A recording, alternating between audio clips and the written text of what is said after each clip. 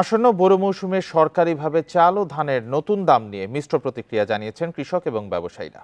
লক্ষ্যমাত্রা অর্জন নিয়ে শঙ্কার কথা জানিয়েছেন অনেকেই। আবার সরকারের সিদ্ধান্তকে স্বাগত জানিয়ে কৃষি অফিসে যোগাযোগ করছেন অনেক কৃষক। বান্ডেল থাকলে প্রতি সেনমানিতে টাকা বাঁচবে। বিকাশ সেনমানি বান্ডেল কিনে জিতুন প্রতি লেনদেনে। আসন্ন বোরো মৌসুমে ৪৯ টাকায় চাল ও ৩৬ টাকা কেজি দরে ধান কিনবে সরকার। গত বছরের চেয়ে কেজি প্রতি দাম বেড়েছে ৪ টাকা। তবে নওগাঁর চাষিরা বলছেন, উপকরণের দাম বাড়ায় নতুন দামেও লোকসান কমবে না।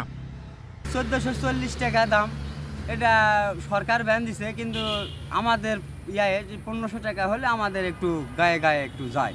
ধান এবং চাউলের মূল্যটা নির্ধারণ করা হচ্ছে, সেটা সমন্বয় করা হোক। ধানের মূল্য ৩৬ টাকা হইলে চাউলের মূল্য অবশ্যই ৫৫ টাকা হতে হবে। দিনাজপুরে আমন মৌসুমে ধান সংগ্রহের লক্ষ্য ছিল ১৭,৯৯১ টন, কিন্তু সংগ্রহ হয় মাত্র ২,০৮০ টন। কৃষকরা বলছেন, সিন্ডিকেটের কারণে সরকারি গুদামে ধান দিতে আগ্রহ পান না তারা। আর ব্যবসায়ীরা বলছেন, ধানের তুলনায় চালের দাম বাড়েনি। গুডাউনে তো ধানও দেওয়া পারি না, এখন গুডাউনে যদি ধান দিবাও চাই তাহলে মনে করেন আরও হয়রানি হতে হয়। জেলা খাদ্য নিয়ন্ত্রকের দাবি, ধানের দাম বাড়ায় লাভ হবে চাষির।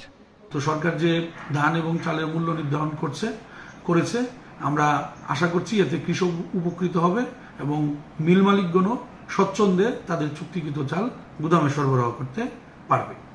বগুড়ায়ও আমন মৌসুমে চাল ও ধানের সংগ্রহের লক্ষ্যমাত্রা অর্জন হয়নি। সরকারের সাথে বাজারের দাম দেখে সিদ্ধান্ত নেওয়ার কথা বলছেন চাষিরা। এক সময় দেখা যায় যে ধান ভিজা, আবার নিতে চায় না, আবার সেটা যদি ব্যাক করে লেসি আমাকে গাড়ি ভাড়া খরচা বেশি পড়ে যায়। কুষ্টিয়ার মিল মালিক ও চাষিরা সরকারের সিদ্ধান্তকে স্বাগত জানিয়েছেন। তবে খুচরা বাজারে চালের দাম বাড়ার শঙ্কায় মিল মালিকরা। সরকার হলো ধানের দাম বৃদ্ধি করেছে, এটা আসলে কৃষকদের জন্য ভালো। আগে ছিল ৩৩ টাকা, এখন ৩৬ টাকা। ব্রাহ্মণবাড়িয়াতেও ধানের দামে খুশি কৃষক।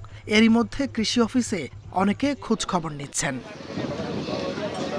তাপস সরকার, ইন্ডিপেন্ডেন্ট নিউজ।